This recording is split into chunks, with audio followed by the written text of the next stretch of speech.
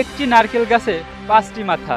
শুনতে অবিশ্বাস্য মনে হলেও এমনই এক গাছের সন্ধান আমরা বাস্তবে পেয়েছি রাজবাড়ীর পাংশা উপজেলার মাছপাড়া ডনমোড় থেকে আধা কিলোমিটার পশ্চিমে নাচনা সিঙ্গরে। এখানে এসে আমরা সরজমিনে দেখতে পেলাম যে একটি নারকেল গাছে ৫টি শাখা গজিয়েছে।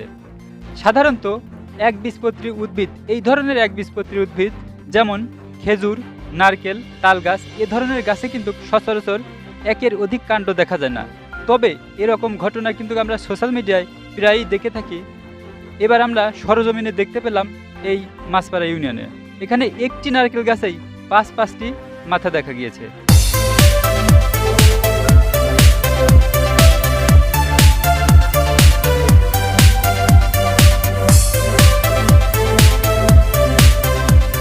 জি, এই আমরা দেখতে পাচ্ছি এটি কিন্তু একটা বিরল ঘটনা।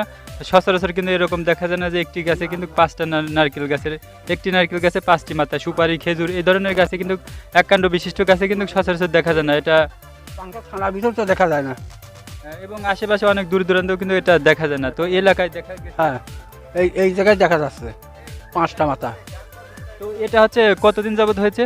এই ঢের দিন এখানে আজকে প্রায় ৮-১০ বছর হয়ে গেল। আজ থেকে প্রায় ৮ থেকে ১০ বছর পূর্বে এরকমটা ঘটেছে। তো এরকম ঘটনার কারণ কি, আর আগে কেমন ছিল এই গাছটা? তারপরে কি হলো? আগে আগে তো যখন লাগিয়েছিল সাউন্ড তো একটাই ছিল। তারপরে এই যে বড় যেইখান থেকে হওয়ার পরে এই যে ৫ মাথা। যে ওখানে দেখতে পাচ্ছি একটা গিট্টু আছে, যেখানে হচ্ছে যেখান থেকে ৫টি শাখা গজিয়েছে বা বেরোয়েছে। তো ওখানে কি কখনো নষ্ট হওয়ার মতো কিছু ছিল নাকি? না, কিছুই ছিল না। আর গাছই আল্লাহর, সবাই আল্লাহর খেলা হয়ে গেছে। এটা পূর্ব থেকে এরকম ৫টা মাথা সুন্দরভাবে। সুন্দরভাবে হয়েছে। তাছাড়া ওখানে গাছালি কিচ্ছু নাই। আচ্ছা, এই গাছে কি কখনো ফল ধরেছে? না, ফল ধরি নাই। পূর্বেও না এখনো ধরে না? না, ফল ধরি নাই।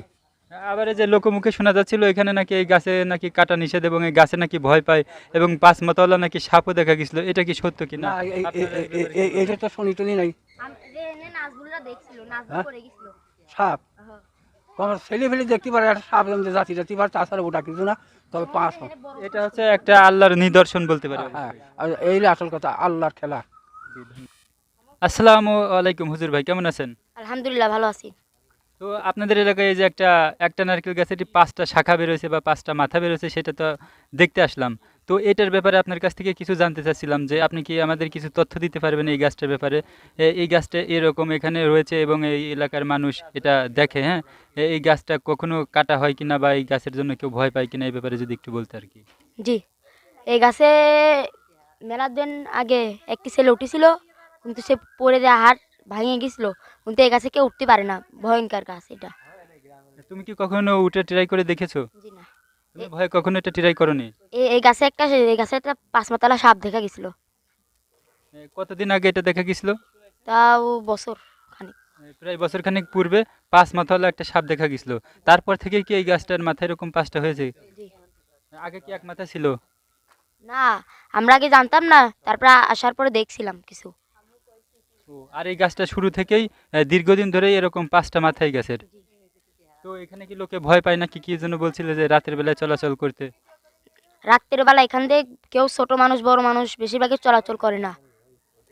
আচ্ছা, এই গাছটা পরিষ্কার করে না? উপরে দেখতে পাচ্ছি আমরা অনেক পুরাতন ডাল বা বাগও রয়েছে, এটা কেউ মেরামত করে না?